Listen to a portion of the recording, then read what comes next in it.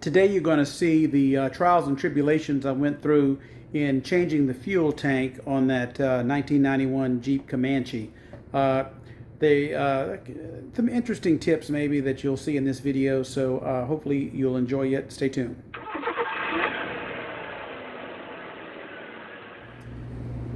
All right, today I think we got in, these should be the grommets for the overflow valve. These should be the filler neck hoses. And right here should be the fuel tank to replace that nastiness.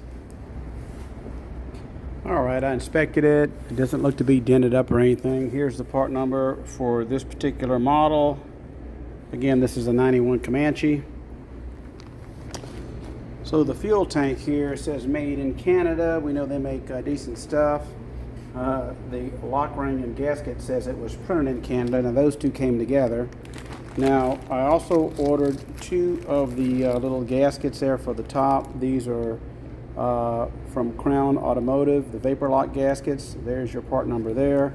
One goes for here and one goes for there. And then last but not least, I ordered some fuel filler neck hoses. Now, the fuel filler neck hoses, made in Turkey, that's interesting. The fuel filler neck hoses are not manufactured any longer for the Comanche. So I got some for the same year XJ, and I read on the forums that basically it's the same unit there, except you got to cut a little bit off of it. So they were cheap, Amazon, 20-something bucks, so definitely worth it, as those are toast. All right, this is pretty easy to come off. I soaked it with PB Blaster, and basically you knock this around until that little indentation lines up with that protrusion there. That comes off, and this should pop right out. I'm anxious to see if this is fairly new. It looks like it might be.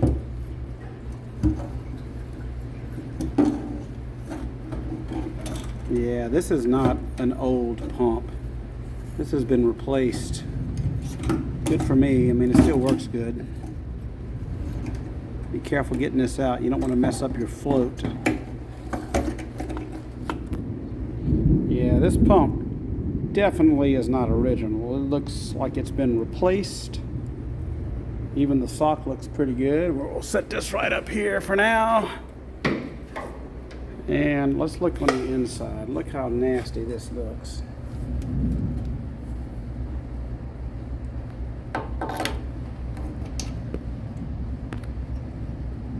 Let's see if I can. That's the inside of it.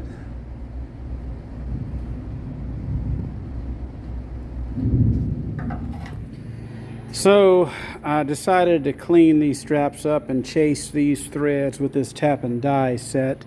See, one's being painted over there. Why put it together all nasty is what I figure. And I'm going to clean this fuel neck up, filler neck. Okay, I got these little rubber grommets here, and I'll clean this vent hose up. And so they actually go like this, the longer one going toward the back. I put one of the new grommets in here. I just need to get it pushed down in. I'm going to spray some of the silicone on it to see if I can get it down in. Okay, whatever you do, don't try to reuse the old ones. I mean, these are nice and tight. That was very tight to go in, and I do suggest that you use this silicone spray, because the other ones are going to tear up when you remove them and or leak out. Here is the part number. It is a Crown part number. These are for XJs or TJs, one of them, but they fit the Comanche just fine. Okay.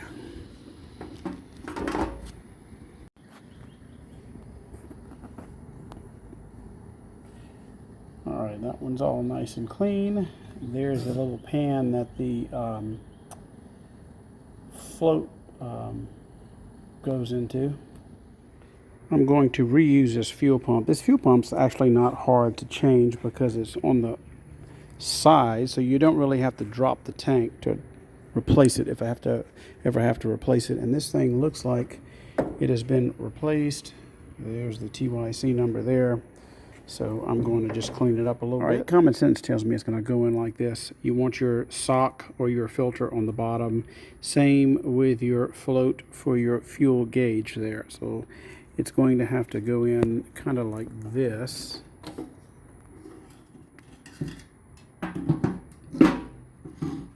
And I almost forgot. I forgot to put the gasket on. You need to put that on first.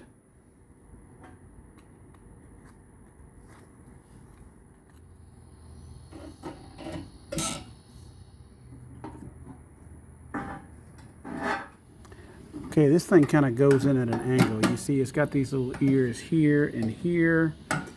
And so it doesn't sit straight up and down like you would think.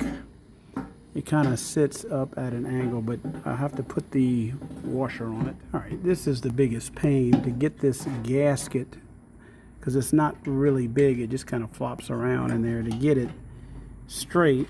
When I go to tighten it and put this thing flush, I may have to set the tank up to do it. Well, that was a royal pain, but got the locking ring on, so I think this thing's ready to go back in the Jeep. All right, so these are the crown fuel filler hoses for a Cherokee. So we're going to see if we can make them work in the Comanche. I think all we've got to do is just cut them to fit. So let's try that. These are not exactly shaped right, but they are the right diameter, so I'm pretty sure I can make these work. Okay, so this is what I came up with. This is kind of flexible, so I really think I can get these to work. And here is the fuel filler neck. I cleaned up. They had quite a bit of rust around there, so I painted that. This will go in here. All right, after wrestling and manhandling this thing, I've got these straps on here and here. Again, take your drive shaft off. It's much easier to deal with. Got to figure out which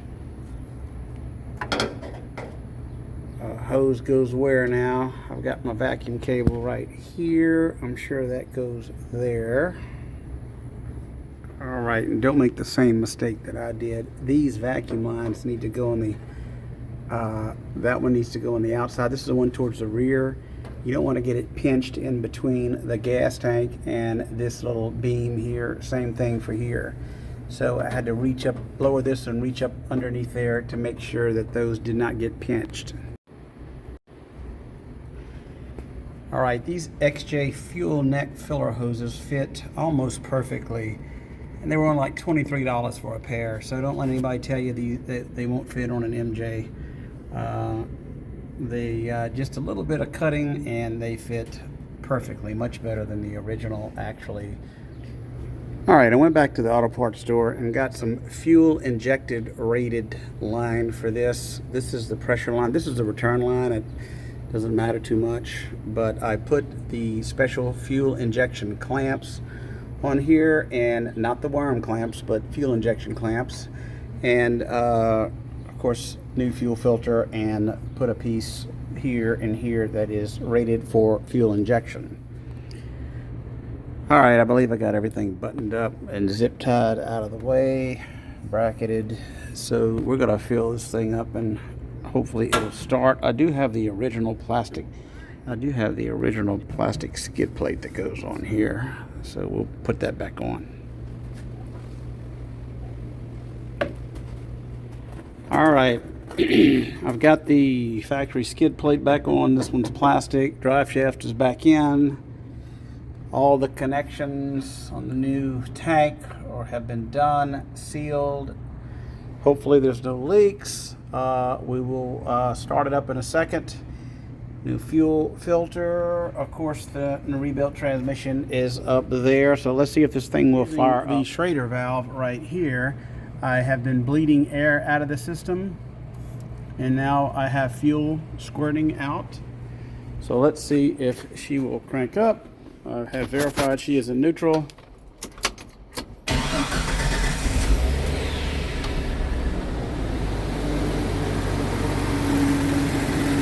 Seems to be running okay. Let's get underneath it and check for leaks. Okay. I do not see any leaks at the fuel pump, or the fuel filter, I should say. And the next place to check for leaks is up here by the pump.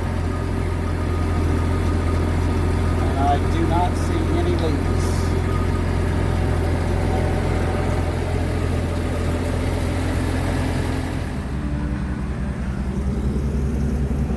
All right, let's see. The gas gauge seems to be working.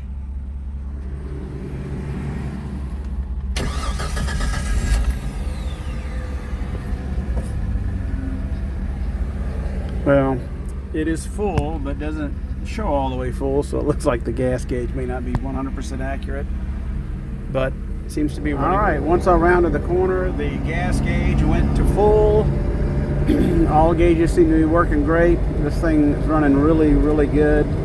I'm extremely satisfied, and I'm about to start on this interior to make this thing drivable. Let's take a look at it.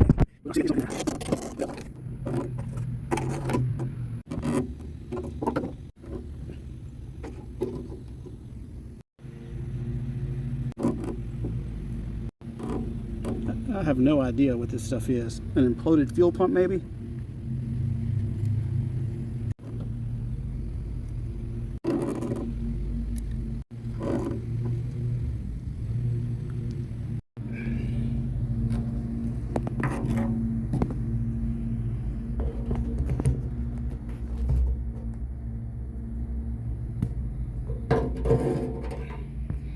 Yep, I would say it's a miracle the thing even ran.